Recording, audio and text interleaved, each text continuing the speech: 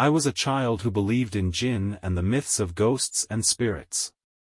I was always afraid of them and could not bear to stay alone at home or even look in the dark. What increased my fear was my grandmother's terrifying fairy tales. Even though I was from an open-minded family, my parents and my older brother made fun of these stories and legends and always tried to convince me that ghosts do not exist, but I was still on the verge of doubt. I used to live in a beautiful neighborhood with large houses. It was luxurious and I always played with my neighbors' children. However, one thing was worrying us, and not just us, even the adults and children of the neighboring neighborhoods. There was an old house in our neighborhood that had been abandoned for years. It was said that it was inhabited by a kind and dignified sheik who was loved by everyone, but he died under mysterious and suspicious circumstances. He says that he died of a heart attack, while others confirm that he was murdered, and the killer is unknown. As for the most popular rumor, it is that he committed suicide by hanging due to a dispute with his sons, who wanted to expel him from his humble home and demanded that he sell all his possessions so that they could benefit from them. It was said that after his death, they came and took his body, then destroyed his house, destroyed its furniture and contents, and then disappeared. And it was said that the ghost of the sheik always appears and runs in the corridors of his house, and strange sounds are always heard after midnight, and sometimes he wanders around the neighborhood and his neighbors hear knocking on their walls and strange sounds from all over their homes. This is what was said and I did not believe it. From here the adventure begins. Saturday was the last day of school before spring break, and as I was returning from school at 6 o'clock in the evening, happy that the holiday had arrived, I passed by the pomegranate tree from which I used to pick one of the fruits. What frightened me was that this tree was next to the door of a house that we were all pessimistic about. I think you know which house I'm talking about. Yes, it is him, ghost house, but I always took courage and tried to forget that and convince myself that it was just a myth. And here I am, moving forward and extending my hand with courage and trying to pick the pomegranate. But what is this sound? It's coming from behind the tree. Oh, my God! A groaning sound and a strong rustle of leaves, so I stretched my neck to see what was behind the tree. Nothing. So he turned around again and the sound came back again. So I quickly jumped up, shouting, running.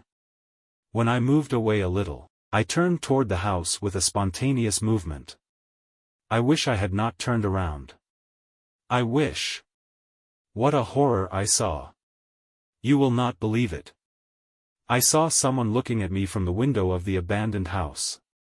He was an old man, his eyes wide and staring strangely, smiling with a very malicious smile. It was him. Yes, he is. He is the old ghost. The mysterious victim. Oh my God, I can't believe it. My tears froze and I kept looking at him with my mouth open in astonishment. He was scary and malicious. He looked threatening and serious, then he muttered incomprehensible phrases and disappeared in the blink of an eye. I ran towards my house very quickly, saying to myself, it's him. Yes, he is. I saw his picture at our neighbor's and he is a friend of his. It's him. I will not tell anyone. Because they will make fun of me. At night, I imagined him next to me, and I hoped it was an illusion, and God knows best. I told my friend and it turned out that he had also watched it once. We once tried to enter that abandoned house, but we heard a voice shouting at us, saying, "Get out immediately." Since that day, I have no longer seen that ghost. We moved to another neighborhood, and I do not know what happened since that day. The question remains on my mind and in the minds of many people, do ghosts and spirits really exist? Story 2, Guest of the Jinn. Last year, I traveled to Hodeidah Governorate in Yemen on a business trip with a company, and I arrived at 8 p.m., and there is a private residence for guests, which consists of a room, a hall, and a bathroom. So I took the key and opened the door to enter the hall, and as soon as I put my right leg on the floor of the hall, I heard a person's voice from the direction of the bathroom said, "Say peace be upon you," so I said peace be upon you. So I thought there was someone inside, so I went to the source of the sound, which was the bathroom hall. But I did not find anyone. Then I entered the room and did not find anyone, so I was surprised. Then I took a shower, a bath, and prayed the evening prayer, put the prayer rug on the television, slept on the bed, and turned on the television with the remote. But the prayer rug was covered over the screen, and I was too lazy to get up and move the rug away from the screen, so I turned off the TV and went to sleep. At 4:50 a.m., I got up for the dawn prayer, turned on the light, and was surprised that the prayer rug was spread out on the floor of the room in the direction of the Qibla, as if someone had prayed on it. I started to feel like there was someone living in the room with me. At 6 in the morning, I went to the company's factory for the work that needed to be done, so I asked my friends, but they said that the place was crazy and that the guest accommodation had been closed for 2 years. At noon, I completed the work and left the company feeling sad, as if I had said goodbye to a dear friend of whom I was a guest. I ask myself, is the jinn the owner of the voice saying peace be upon you? Did the jinn pray far before me? Story 3, My Grandmother's Ghost. My grandmother died 17 years ago, that is, only 1 year before I was born. Her death was a tragedy that befell all my relatives and friends. My mother was shocked by what she heard. Her mother died without warning. It was a bad and depressing thing for all of us. I did not know her nature and customs. Because I was not born on that black day and I had never met her in my life, but my mother used to talk to me about her so much that I imagined that I knew her and lived with her. I saw pictures of her and heard a lot about her from my grandfather, from my aunts, and from my mother as well, so I knew that she was dear to all of their hearts, and I lived through many terrifying experiences in my grandfather's house, and I came to tell them to you, and not only to me, but to all of our relatives, and one of what they said to me, she has shiny black hair and loves to wear her white dress very much. They also told me that she loves very much the room next to the kitchen and sits there for long hours reading the Quran and praying. She always perfumes that room with the pleasant scent of musk and spends most of her time in that room. After my grandmother died, my grandfather remarried to another woman in her 50s, and she gave birth to 3 new children for him. When I would go to their house, they would always tell me, the ghost of a woman with shiny black hair and wearing a white dress appears to them while they are sleeping, and they suffer from sleep paralysis during their sleep. And their room becomes very cold even though we are in the height of summer. I thought they were just trying to scare me and nothing more, but I personally experienced this when I slept with them.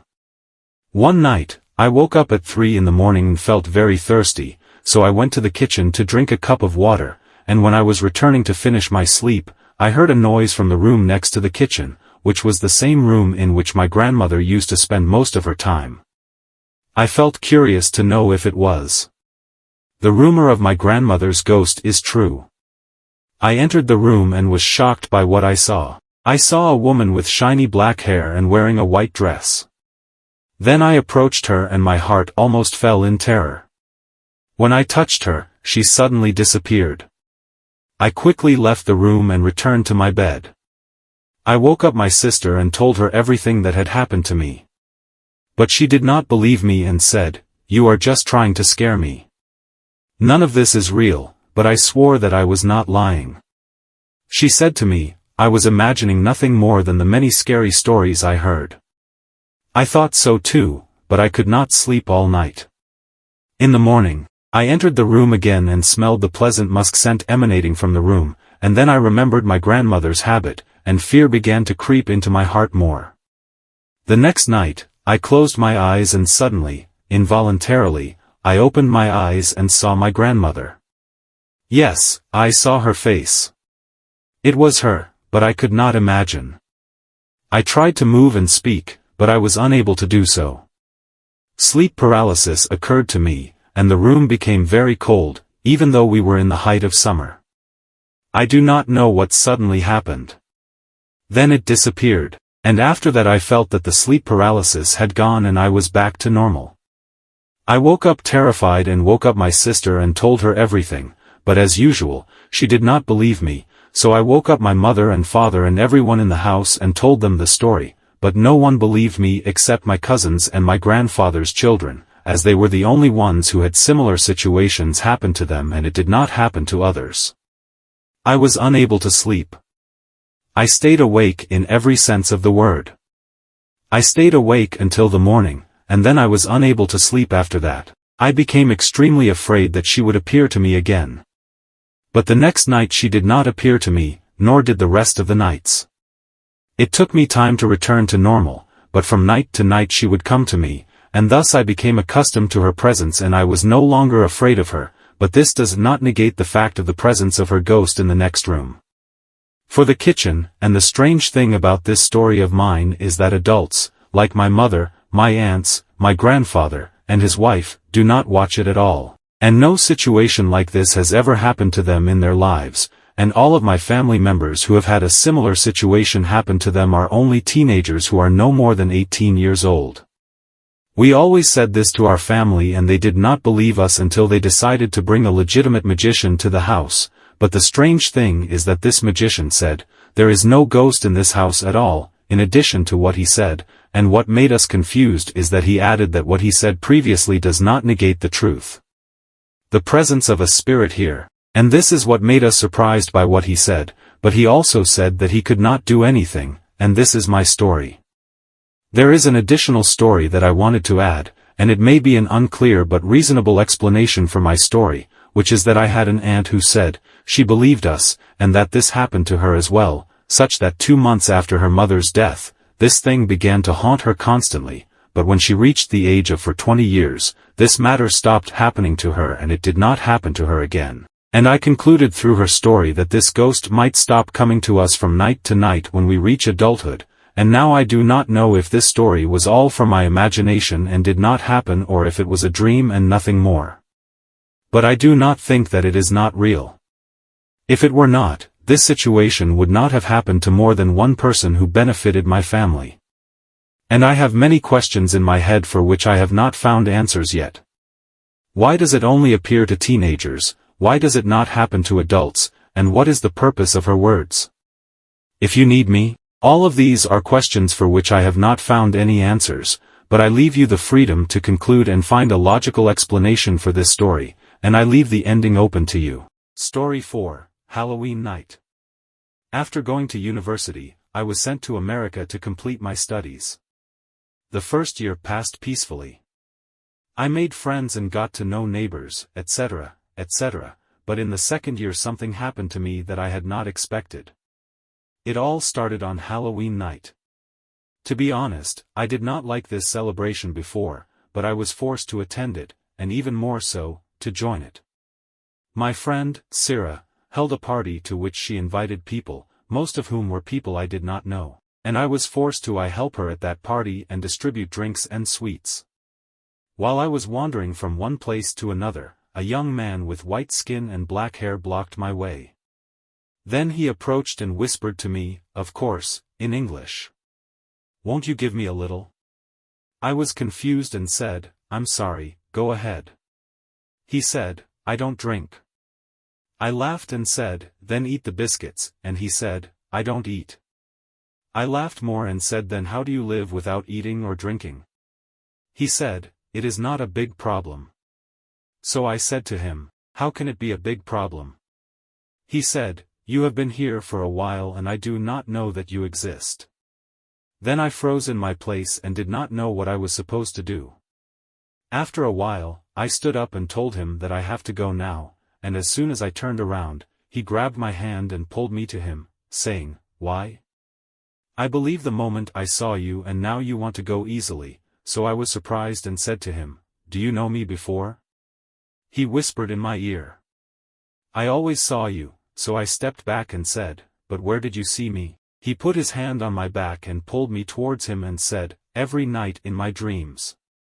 I was shocked by his words because his voice had a strange tone, a tone that once covers your ears, takes you into a space of feelings that you cannot determine whether they are love, hate, reassurance, or fear.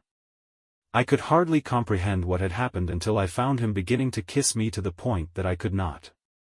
He prevented him, but all I was doing was me and him while he was doing. After hours, during which we had been talking, I noticed the vampire's teeth in his mouth. So I said, Dracula, a good choice." He smiled and said, "I am glad you liked it. And would you like it if I put it in it forever?" I was confused and said, "Why would you do something like this?" He said without answering me, "Then you won't like it." I said, "I don't think so." He was silent for a while and said, "If you get used to it, you will see more of your face in the mirror." I was silent for a while, looking at him with a look of suspicion in my eyes. I left immediately for my apartment, took a shower, and slept. I saw myself in a dream with that man in a dark place, and he was saying to me, "What are you afraid of? All I have is yours. Do you really think I can hurt you?" Then I felt something hot coming from my neck, and when I touched it, I found it was blood, so I screamed and ran away, but he grabbed me and said, "You are mine." And then I woke up from the dream, so I rushed to the bathroom to check my neck, but I did not find anything, but what I saw was that man standing behind me, so I screamed and turned around and did not find anyone. So I put on the jacket and hurried out of the apartment, and I kept walking around, escaping from nothing, and I hurried to look for a mosque or. In front of a mosque, I told him what happened to me, but I could not find anything because I was in America, so I headed to the nearest church, even though I was not convinced to go there. When I arrived, I went to the seclusion, or I don't know what they call it, to talk to the priest. I told him what had happened, and he told me, "Don't run away from him. He will not hurt you, but he loves you." So I said, "What?" He said to me, "You love him too," so I said, "Excuse me?" When I turned to him, I found the same man chasing me, so I screamed and ran away, but he was very, very quick to stand in front of me and hug me, so I closed my eyes, and when I opened them, I found myself with him in a cemetery, so my fear increased and he said to me, "What are you afraid of? All I have is yours. Do you think I can hurt you?"